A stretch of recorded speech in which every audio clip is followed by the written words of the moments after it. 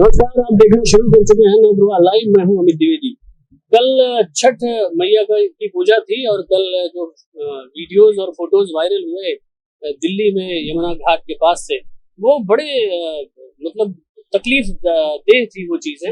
और काफी कल सोशल मीडिया पर दिल्ली की जो प्रदेश सरकार है, केजरीवाल जी की बड़ी आलोचना की गई। सोशल मीडिया पर पक्ष विपक्ष सबने उनकी आलोचना की कि इतनी बुरी दिशा में इस पवित्र नदी को ऐसे क्यों रखा गया, जहां पर लाखों श्रद्धालु जाकर अर्घ्य देते हैं और बीच में खड़े होकर महिलाएं जो अर्घ्य देती हैं, तो पूरा स्पर्श होता है उसमें जल का, शरीर का आधा हिस्सा रहता है जिससे उनको सकती है।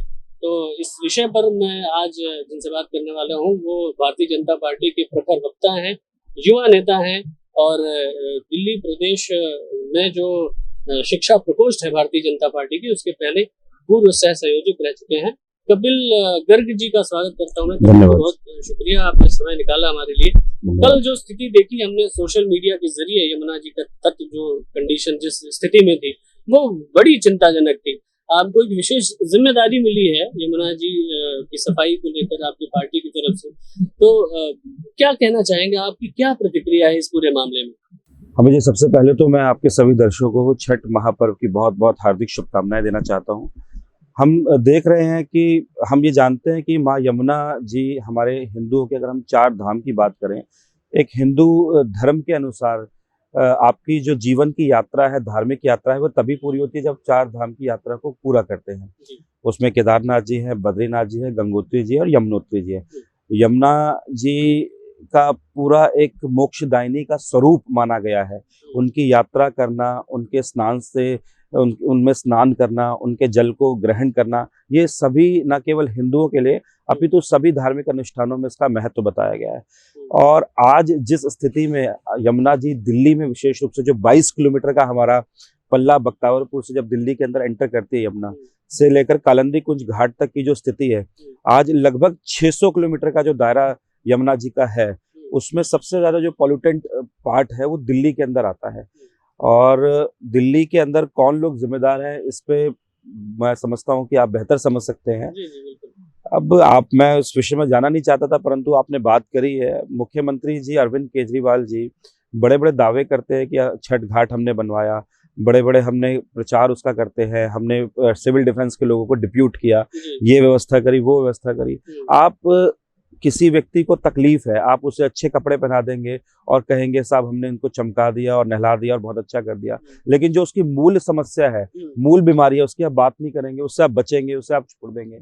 यमुना जी पॉल्यूटेंट है। यमुना जी में सभी प्रकार की इंडस्ट्रीज का आप देखिए, जो साहिवाल नदी पहले होती थी, जो सूख करके नजफगढ़ का नाला बनी, वो वहां से उसके अंदर मिला दिया जाता है। वजीराबाद से नाला मिलता है, नोएडा की तरफ से नाले मिलते हैं, और भी दिल्ली के अलग अलग कोनों से वो नाले मिलते हैं।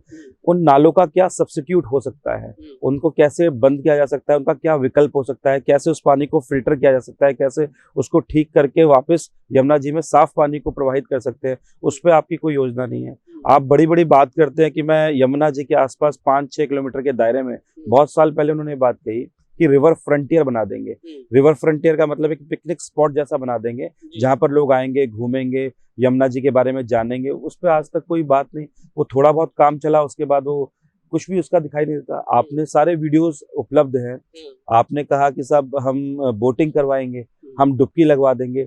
अब क्योंकि कई बार ऐसा लगता है कि हम केवल क्रिटिसाइज कर रहे हैं, ऐसा नहीं है। ये चीजें सामने सब प्रत्यक्ष को प्रमाण की आवश्यकता नहीं है। आज जिस प्रकार से छठ का पूरी दुनिया में महापर्व के रूप में मनाया जा रहा है, छठी व्रत रखने वाली महिलाएं 3-3 दिन तक उपवास करने के बाद उस गंदे, दुशैले, दूषित पानी के अंदर अगर व्रत रख रही हैं, तो ये हमारे लिए कितने शर्म की बात है।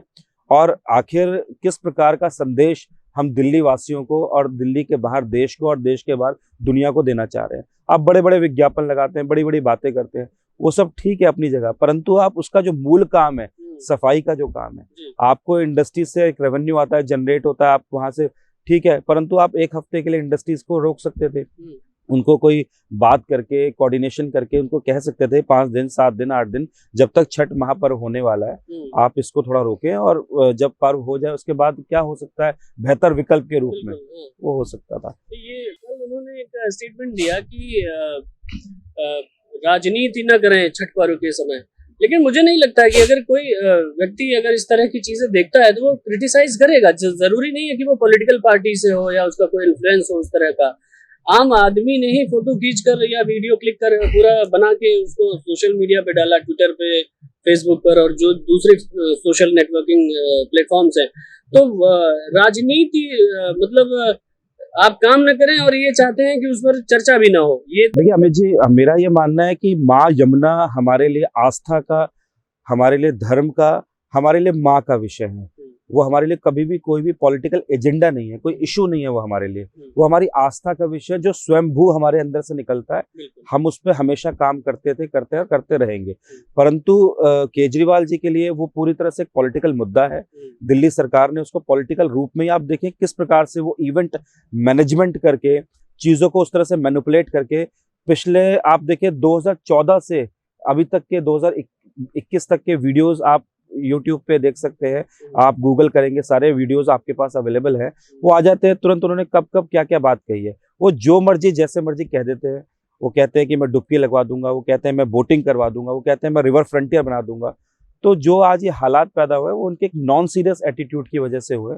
अगर उन्होंने माँ यमुना जी को आस्था का, धर्म का, पर्यावरण का और जो मूल एक मोक्षदायिनी हमारा जिसको हम कहते हैं, एक जन्म देने वाली जो दात्री है, उस प्रकार से ऐसे भाव के साथ सोचा होता, केवल पॉलिटिकल एजेंडा ना बनाया होता, तो इस प्रकार की शायद कभी भी आवश्यकता नहीं पड़ती। बहुत लंबा समय उनके पास था, है, वो यमुना जी को साफ कर सकते थे। मूल बात है कि एसटीपी जो बंद पड़े हैं वो चालू हों, जो एसटीपी चालू है वो ठीक से काम करें। नजफगढ़ का जो ड्रेन है वह, उसका क्या विकल्प हो सकता है, उस पर वो बातचीत करें। और कुल मिला के जो लोग बाहर से भी आते हैं, वो धार्मिक अनुष्ठान के नाम पे जो भी सामग्री वहाँ क्रियाकांड, कर्मकांड करते हैं, उनके लिए भी, उनकी भावनाओं को भी आहत ना करें। उनका क्या एक व्यवस्था हो सकती है ऑल्टरनेटिव, वो उसके लिए देखें। कहाँ सुरक्षा की दृष्टि से काम हो सकता है। हमने व्यवहारिक रूप से पल्ला बख्तावरपुर से, जहाँ दिल्ली में यमुना जी आती हैं, से कालंदी कुछ तक, हमने पूरी रिपोर्ट दिल्ली भाजपा प्रदेश अध्यक्ष माननीय आदेश गुप्ता जी को हमने सबमिट करी। उसमें गोताखोरों की समस्याएं हैं, उसमें अन्य जो स्थानीय लोग हैं उनकी समस्याएं हैं, भू माफियाओं ने किस प्रकार से यमुना जी के आसपास कब्जे कर रखे हैं, वो सारी बातें हैं। और इसके अलावा मछुआरों की समस्या है, वो सारा हमने रिपोर्ट बना करके दिल्ली प्रदेश भाजपा अध्यक्ष जी को दिया है। और धीरे धीरे यमुना जी को लेकर हम लोग बहुत चिंतित हैं, क्रियान्वित हैं। अभी 26 सितंबर को सूरघाट पे हमने यमुना जी की आरती का कार्यक्रम किया, और तब से आप देखें लगातार यमुना जी की आरती डेली लगभग 6, सवा 6 बजे के आसपास वहाँ यमुनेश्वर महादेव मंदिर पे पंडित जी के द्वारा की जाती है। और इसके अलावा ITO छठ घाट पे भी हम आरती शुरू करने जा रहे हैं। और हम बहुत सीरियस हैं, कटिबद्ध हैं, प्रतिबद्ध हैं कि ये हमारी माँ है। हमें ना केवल इनको साफ करना है, इनकी आरती लगातार नियमित रूप से जैसे गंगा जी के तट पर होती है उस प्रकार से हो। और साथ ही जो अन्य विषय हैं, चाहे STP की बात है, चाहे रिवर फ्रंटियर की बात है, चाहे अन्य कहीं कोई रेवेन्यू भी अगर जनरेट हो सकता है माँ यमुना जी के माध्यम से, कोई काम इस प्रकार का वहाँ पे मोबिलाइज करके इकोनॉमिकल रिसोर्स हो सकता है, तो वो भी हम उस पर सीरियस है। हमारे लिए माँ यमुना जी कदापि एक पॉलिटिकल विषय नहीं है, ये हमारे लिए पूर्णतः आध्यात्मिक, धार्मिक और एक आस्था का विषय है। आपकी पूरी टीम इन चीजों में लगी हुई है। जी जी जी जी जी, बहुत शुक्रिया, आपने हमें समय दिया, बहुत बहुत शुक्रिया। धन्यवाद तो अमित कपिल जी और उनकी टीम पूरी तरीके से यमुना जी की सफाई को लेकर गंभीर है।